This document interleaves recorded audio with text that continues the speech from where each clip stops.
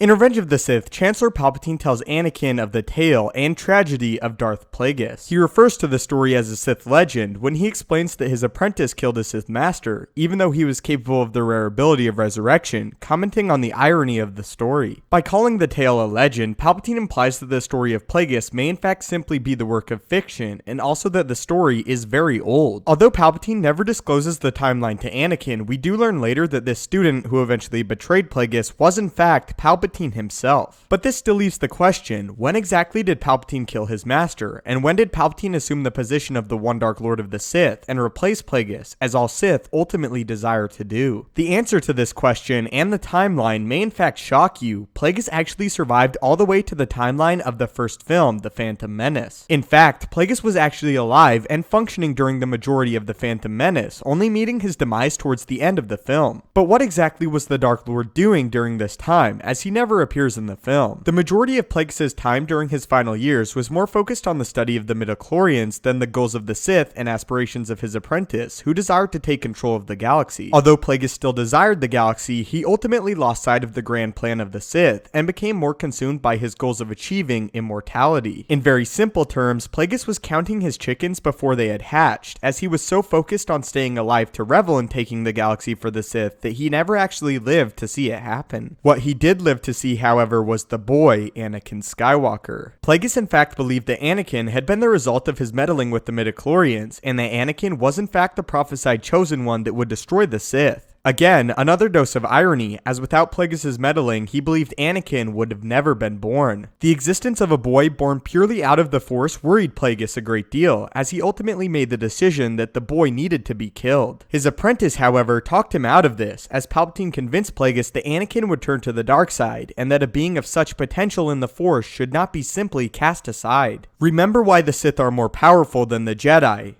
because we are not afraid to feel. We embrace the spectrum of emotions, from the heights of transcendent joy to the depths of hatred and despair. Fearless, we welcome whatever path the dark side sets us on, and whatever destiny it lays out for us. Reliving this Sith teaching after seeing the boy Anakin, Plagueis was hit with the vision of space and glorious battles. He saw people and events he did not recognize, lightsabers clashing in darkness. But Plagueis witnessed one image that truly cemented his stance that the boy Anakin should live, and could in fact be turned down the dark path. Among all the images flooding into Plagueis' mind, he saw a black cyborg rise from a table, as he could feel the sheer hatred permeating off of it. Even in a vision, he could feel the dark side was powerful within this cyborg. He had no idea who or even what the dark figure was, but Plagueis knew that he had seen a Sith Lord, and a powerful one at that. This was the description of Plagueis' full vision gifted to him by the Force, which he had previously defied. With the cowl of his hood raised, he moved to one of the stationary micro-binocular posts and pressed his eyes to the cushioned eye grips. Qui-Gon Jinn, Obi-Wan Kenobi, and the boy had arrived at the platform in a Jedi ship. Amidala had her handmaidens and guards, and a loose-limbed Gungan in an open-topped hemispherical air taxi. Just then, the latter group was ascending the starship's boarding ramp, but Qui-Gon and the round-faced desert urchin had stopped short of the ship to speak about something.